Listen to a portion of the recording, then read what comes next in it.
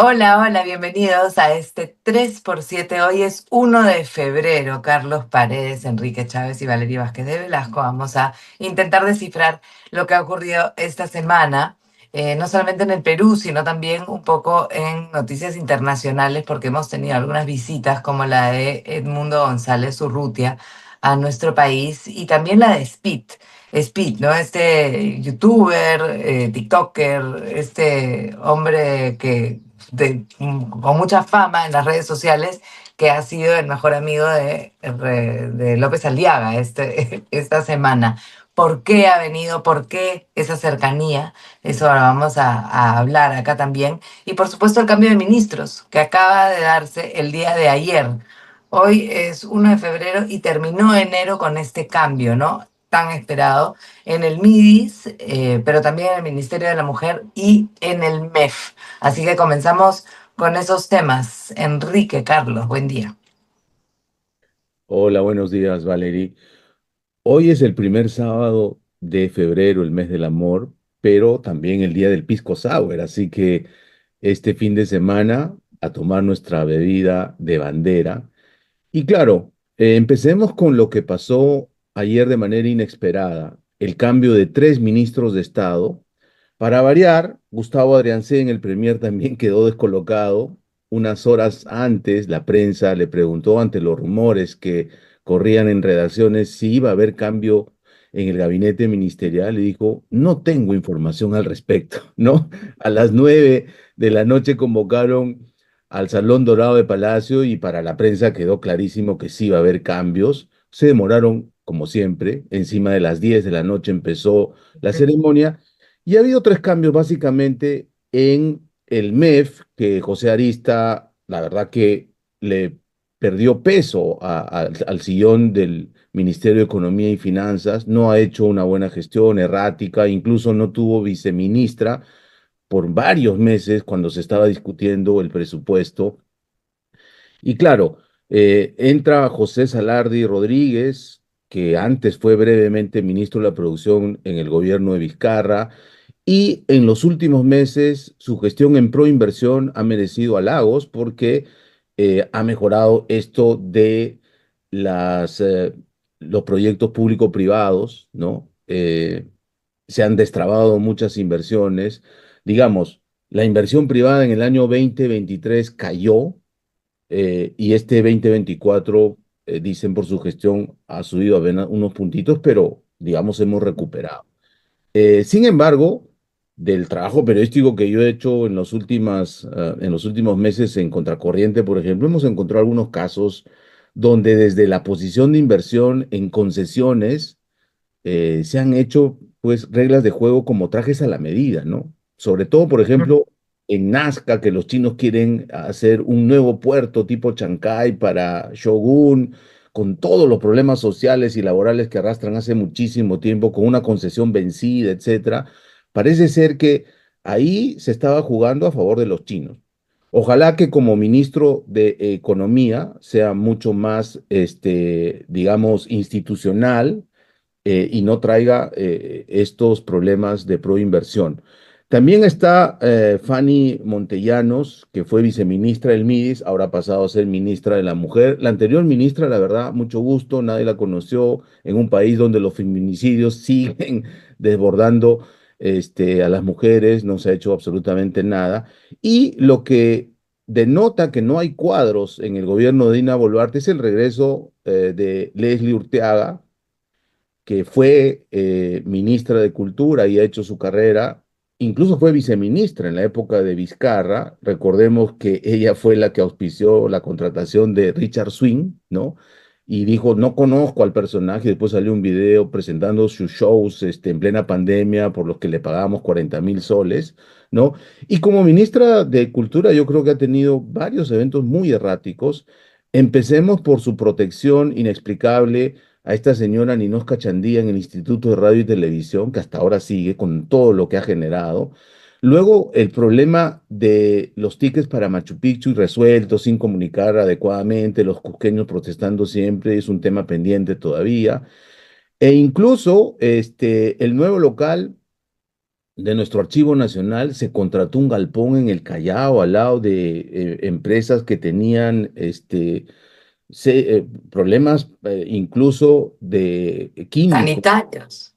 Ese archivo histórico, imagínense, al lado de químicos, increíble, ¿no? No se Ujú. hizo un trabajo serio, se ha revertido a medias. Así que ella es la nueva ministra del MIDES en medio de un tremendo escándalo de Caliwarma, ¿no? Ya, pero a ver, o sea, tú dices que no hay cuadros, pero obviamente Leslie Urteaga es un cuadro que le conviene muchísimo a Dina, ¿no? Lo que a mí me sorprende es cuál es la lógica de Dina Boluarte para elegir a sus ministros, porque efectivamente hay gran contraste entre una Leslie Urteaga con todas las papeletas que ya le conocemos y un Salardi que finalmente va a destrabar tantos proyectos, se entiende, con el perfil que ha estado presentando en Proinversión, ¿no? Entonces, ¿cuál es la lógica, Enrique? Tú que tienes esas lecturas así en sentido humano de las personas, ¿qué le pasa a Dina para cambiar así a sus ministros? No, bueno, De Martini no aguantaba más por el caso Caliwarma, pero recordemos que allí está metido Freddy Hinojosa, que es o sea, primera fila para la presidenta, y está probablemente involucrada la propia presidenta. Y lo que llama la atención es que pone a Leslie, que ha sido una fiel escudera, como repasa Carlos, que se adaptó también perfectamente al estilo Vizcarra. Pero lo que llama la atención allí, ¿no? Es, o sea, si es un tema emocional, es poner a alguien que va a ser absolutamente leal a ti en momentos en los cuales, digamos, ya te estrechan el cerco. Pero el problema es que el MIDIS es el ministerio encargado de administrar las políticas sociales en el Perú. Y que yo sepa, Leslie Urteaga no tiene experiencia en la materia. Ella viene de ser funcionaria de larga data de cultura. Y entonces estás hablando de una pobreza que supera el 30%, donde la pobreza urbana se incrementa cada vez más y donde tenías especialistas sumamente versados en la materia y pones a una ministra que no ata ni desata por ese lado. Eso por un lado. Efectivamente, el caso Salardi pareciera ser el opuesto. Yo lo que conozco es que prominentes empresarios del sector privado habían estado insistiendo con Salardi hace algunos meses. El temor en realidad era a quién dejamos en Proinversión, que seguramente lo conoceremos en las próximas horas. Porque más allá de las objeciones que plantea Carlos, que son válidas y que hay que seguir investigando, el hecho es que no fue un cambio, digamos, menor el que se dio. Él entra en realidad en los últimos días del gobierno de Castillo a Proinversión, pero en los últimos, ¿no? Y pasa el golpe, se va a Castillo, y en realidad revierte lo que había sido la desaparición total de las APPs, literalmente, la desaparición total de las APPs en el año 22, que es el último de Castillo, me parece que se licita algo así como 10 millones de soles. Y eso se ha multiplicado por miles de millones a partir de los años siguientes. Este último año no solamente han marcado récords, sino le metió muchísima fuerza a obras por impuestos. Entonces, claro, es ese perfil que además va a tener que enfrentar el tema del déficit fiscal, ¿no? Con una planilla del Estado descontrolada que ha crecido casi en 30% el último año. Todos los escándalos de contrataciones que vemos casi todos los días te refleja un poco lo que está pasando. Entonces hay un tema de déficit que es bien importante que acuérdense que es lo que llevó a Arista a pelearse con el Consejo Fiscal, a pelearse con los economistas que decían, oye, el déficit es preocupante y más o menos al final reconoció que era preocupante, pero ya le había dado al Congreso toda la iniciativa de gasto, etcétera. Entonces yo creo que son esas dos tareas las que tiene Salardi, la de destrabar por un lado, que me parece importante, porque eso debería llegar hasta proyectos mineros, que es crucial, ¿no? Que esa cartera se pueda mover, y controlar el déficit, ¿no? Esos son los dos Ujú, puntos. ujú. ¿Hay alguna papeleta que se le conozca a Salardi, algo que pueda darnos como que la sensación de que el cambio no es tan bueno o que finalmente no va a poder actuar tan libremente en ese ministerio importante, que es el único que finalmente le podría dar cierta popularidad a Dina, ¿no? Para terminar el periodo. Yo creo que la prueba de fuego de Salardi va a ser si recupera la autonomía y el poder del MEF o sigue diciendo sí, señor, a la presidenta o al Congreso, que ha sido el que ha marcado la pauta en esto, como dice Enrique, incluso iniciativa de gasto, imagínate, ¿no? Y refrendado por el TC, dicho sea de paso. Mm, En un aparato estatal que ha engordado considerablemente, esta semana el comercio publicó las cifras de un estudio del Consejo Empresarial de Competitividad y muchas instituciones públicas, empezando por el Congreso, que es la única que se aprueba su propio presupuesto. En el podcast pasado hablamos de cómo sistemáticamente se habían incrementado el presupuesto, hoy están encima de 1.400 millones de soles al año. Hay algunas otras instituciones, como la OMPE, por ejemplo, que ha aparecido engordando su planilla cuando es una típica organización gubernamental que le llaman acordeón, ¿no? Porque en elecciones crece, pero cuando no hay elecciones tiene que tener una mínima planilla. Ahora quieren hacer claro, ¿no? propio local institucional, le han comprado un terreno al Grupo del Comercio en La Victoria, ¿no? Por más de 40 millones de soles, etcétera. Pero también estuvo, por ejemplo, el Consejo Nacional de la Magistratura anterior, cuya planilla ha crecido enormemente. Y claro, contra resultados, ¿cuántos jueces provisionales hay? ¿Cuántos magistrados, fiscales y jueces necesitan ratificación cada 7 años? Hay un embalse grandote. No hicieron su tarea. Engordó la No. burocracia, no hicieron su tarea. Además de todos los problemas políticos que se le achacó, ¿no? Entonces, yo sí creo que Salardi debe asumir ese liderazgo. Claro, hay incluso investigaciones fiscales de carácter penal, ¿no? Referidas, por ejemplo, a las concesiones de la red dorsal de Internet, donde dicho sea de paso está el hijo de Inés Tello, que fue viceministro también y fue un ejecutivo alto de Proinversión junto con Salardi. O sea que eso hay que tenerlo claro, porque Mm, siempre que hay concesiones, ojo, y si no miremos el caso Odebrecht y las adendas, muchos abogados expertos me han contado de que la madre del cordero está en las reglas de juego que se hacen en Proinversión, donde se pone, insisto, las reglas como un traje a la medida. Entonces, ojalá que ese know-how no se lleve Salar de Almef y que sea mucho más abierto, que exista mucha más transparencia y no opacidad. ujú, ujú.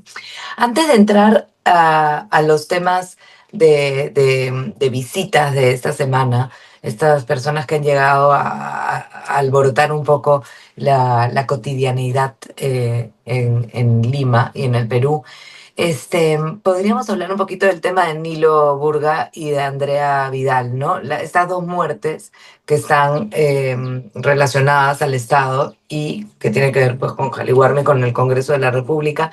Ayer estuve escuchando a Arriola, al general Arriola, y decía que en el caso de Nilo Burga, lo más cercano, por lo menos es lo que dejó que se entienda, era que había sido un suicidio.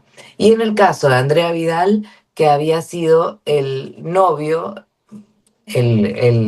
o que es el novio, uno de los grandes sospechosos ahora, ¿no? Como que hubiese dado un giro estos dos casos. ¿Están tratando de desviar la atención o es solo idea mía? Claramente se trata de desviar la atención porque, por último, si lo de Nilo Burga termina siendo un suicidio, que uno se pregunta, oye, va a ser un récord mundial, ¿no? O sea, poder tú degollarte, ¿no? De esa forma y tener además heridas punzocortantes. O sea, parecería en realidad una posesión demoníaca, en todo caso, si es que fuera un suicidio. Y si en el caso de Andrea Vidal fuera el novio, que ya lo hemos hablado en extenso en el anterior podcast, de cómo eso suena muy poco probable, porque aquí no habría pues un tema, como decía antes, la prensa, ¿no? De estar cegado por los celos, ¿no? Más allá de eso, la corrupción en Caliwarma, todo indica que se dio, y si este señor se suicidó, eso está vinculado a esa corrupción. Y en el otro caso, está claro que por lo menos de 3 o 4 o 5 contrataciones que hasta ahora se han visto en el Congreso, al menos 2 se dedicaban a la prostitución, ¿no? También se dio, exactamente. Y allí tienes lo que acaban ustedes de afirmar con una planilla estatal que ha crecido en 300% desde el año 2007, ¿no? Ujú. Entonces, que hay corrupción en ambos casos, hay definitivamente corrupción en ambos casos, son presupuestos abultados, tanto los del Congreso como los de un programa como Caliwarma, que se están utilizando como se están utilizando. Ayer hemos visto cómo a la directora anticorrupción del MTC la destituyeron por corrupción, por cobrarle 2.000 soles a los trabajadores para renovarle sus contratos. Tienes 200.000 locadores de servicios con los cuales puedes hacer esas cosas y aplicar el mochasuelderío generalizado a lo largo del Estado. Entonces, si no entendemos, ¿no? O sea, si lo que se pretende, como dice Salguana, es decir, que a una chica que la cosen a 30 balazos es una anécdota y no mira hacia adentro de lo que está pasando en una institución que se corrompe cada vez más, bueno, ¿qué vamos a decir?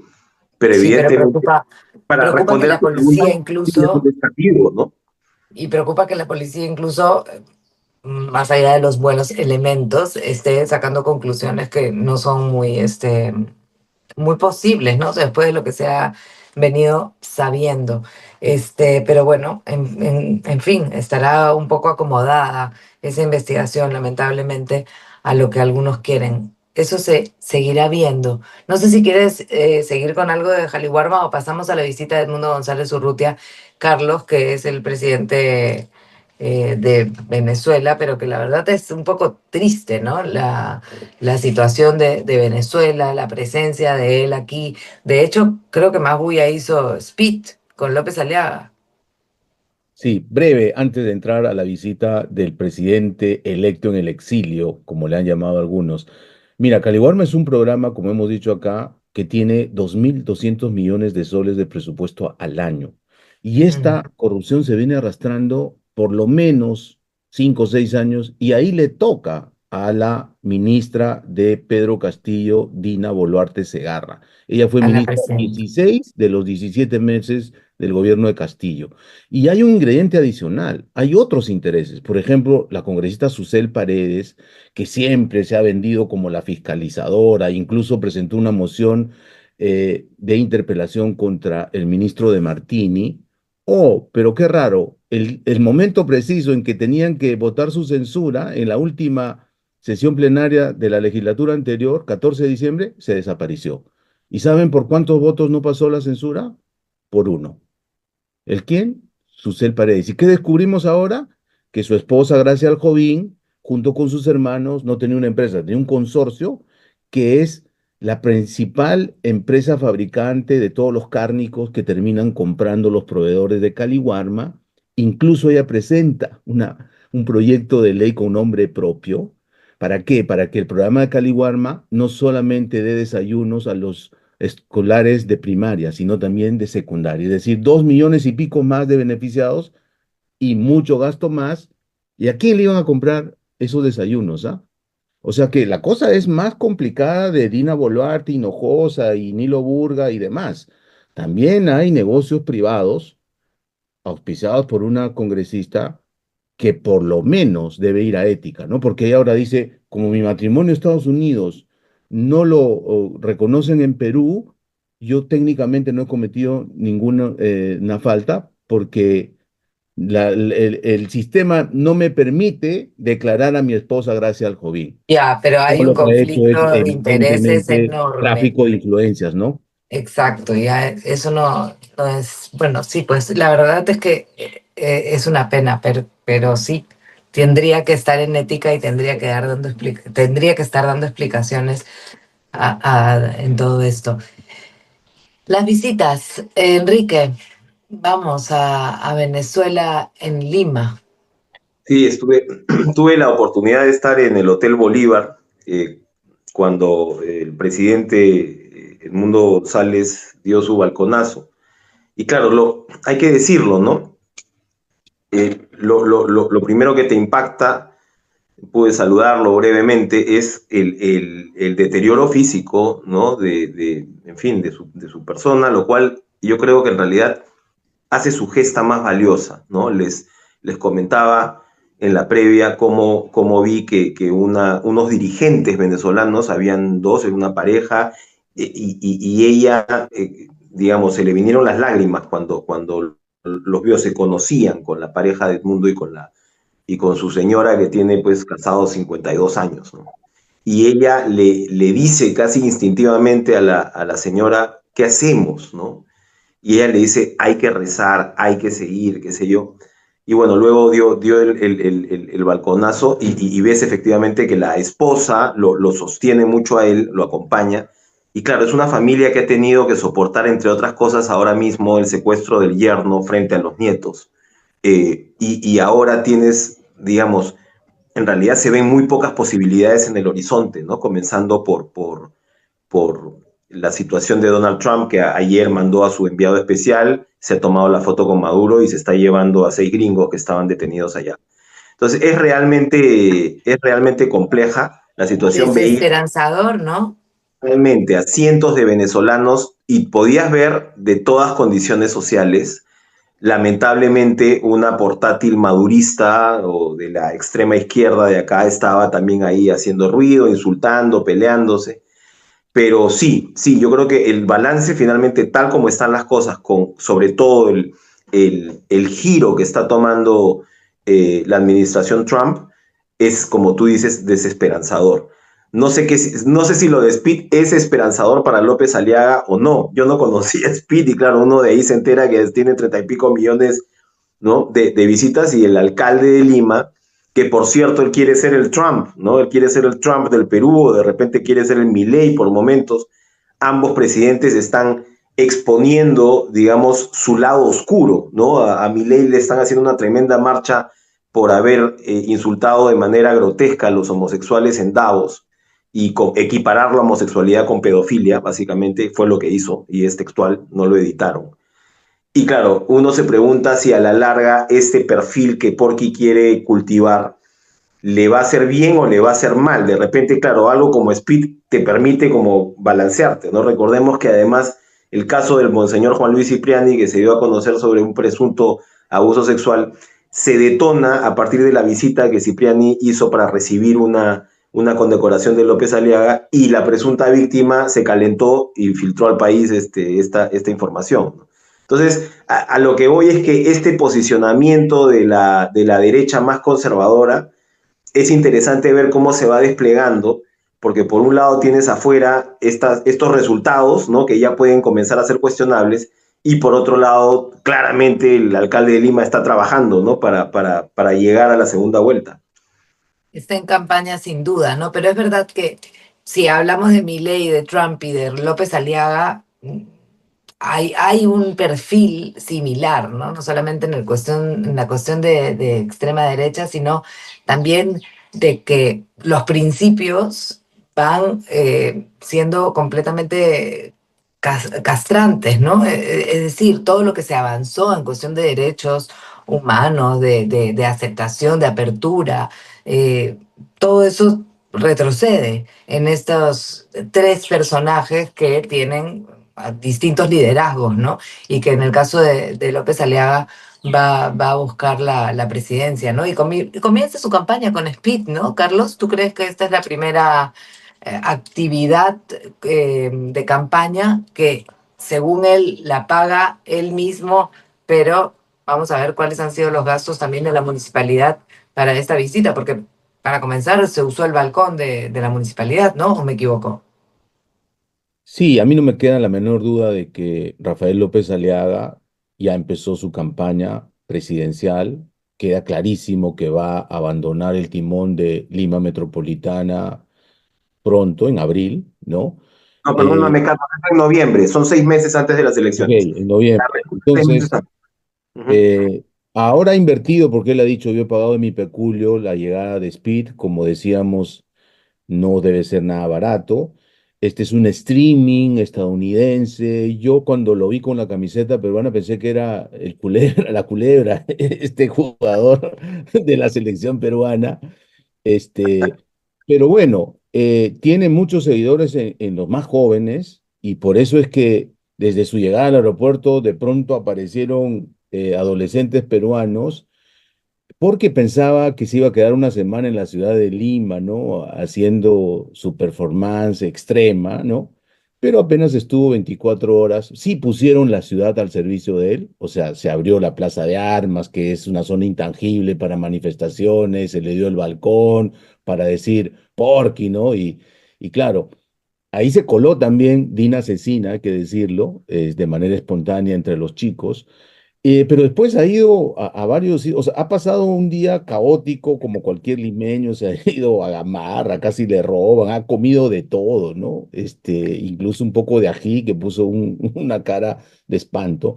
Pero claro, alguien está asesorando a Porky y le ha dicho, oye, tú necesitas conectar con los más jóvenes. Hoy hay nuevas maneras de comunicarse con ellos. Si no, pregúntele a Vizcarra cómo hace el ridículo en TikTok, pero está viralizándose. Entonces, él quiere, de alguna manera, entrar a esa carrera electoral con los más jóvenes y ha invertido trayendo a Speed. Ahora, sin duda también yo coincido, como decíamos en la previa, que el caso Cipriani ha tenido relación directa con López Aliaga, ¿no? Tipo del Opus Dei, quiso condecorar al cardenal que estaba en el exilio. Se sabía en varios sectores de la sociedad por qué estaba en el exilio, porque recordemos, Jaime Bailey escribe una columna con el Monseñor Camilo, que todos sabíamos que era Cipriani. Incluso Cardenal Pedro Cienfuegos, Salinas, Cardenal Cienfuegos. en uno de sus libros, cuenta in extremo, con detalles, solo simplemente cambiando el nombre. Y claro, el señor, digo, Cipriani, estaba sancionado viviendo en el exilio romano y regresa a recibir una condecoración y detonan pues esto, que es una vieja acusación, dicho sea de paso, de la década del 80, cuando la víctima o presunta víctima era adolescente o ya va a bordear los 60 años, o sea, para que veamos de dónde viene la acusación, pero que sí se sabía, tanto en el Opus Dei como en la Curia, ¿no? Eh, Esto ha polarizado más, creo yo, a la sociedad porque Cipriani representa, pues, no solamente el lado conservador, sino representa de alguna manera el fujimorismo, ¿no? Fue el aliado de la Iglesia Católica de Alberto Fujimori, que viene desde su paso por Ayacucho, etcétera, ¿no? Entonces, esto ha removido el fujimorismo y el antifujimorismo y al medio una acusación grave de abuso sexual, ¿no? Hasta donde he leído, lo hacía incluso en este acto tan importante para los católicos que es el sacramento de la confesión, ¿no? En Lo fin, interesante es que López Aliaga sale un poquito limpio de todo esto, ¿no? Y mientras tanto está dando balconazos y comenzando su campaña, ¿no? Mientras sucede en otra cuerda completamente separada todo lo que tiene que ver con el sodalicio. Sí, claro, y Speed lo ayudó efectivamente a que, ¿cómo son las agendas noticiosas, no? O sea, algo que literalmente había pasado, ocurrido 2 días atrás, que más o menos opacado, ¿no? Pero yo creo que todo ese rubro, ¿no? Eh, Todo ese terreno va a dar muchísimo que hablar, ¿no? Es curioso que el ultraconservadurismo aluda de manera tan obsesiva a la pedofilia supuesta, ¿no?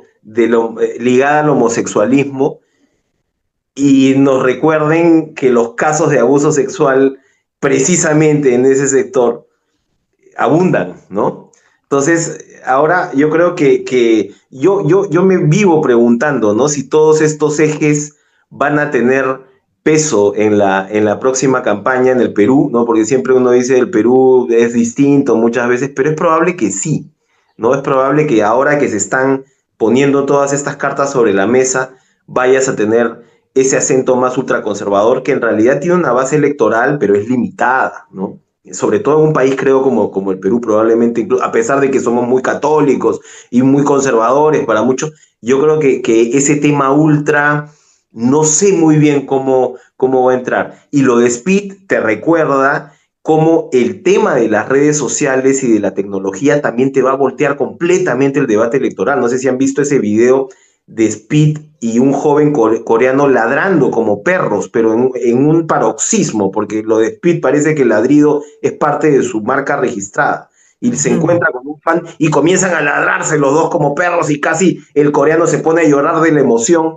O sea, la psicología del voto joven también va a ser todo un tema, ¿no? O sea, estamos viviendo un Es, cambio de época. Definitivamente, y claro, con lo de Trump ayer clavándole aranceles a todo el mundo, no dice si al final se los va a clavar al Perú también, pero es un cambio de época. Es como también decía Carlos en la previa, o sea, se quiere detener los avances que se han tenido y probablemente eso va a ser imposible, pero mientras tanto vas a vivir estas convulsiones interminables, ¿no? Y la campaña creo que lo va a manifestar. y esto recién comienza, así como febrero, así que, en fin, vamos a ver qué sucede en nuestra próxima edición. Nos hemos pasado de tiempo para variar, pero esto fue 3x7. Hasta el próximo sábado. Feliz día Nos del vemos el pisco. próximo sábado. Que estén bien. Salud.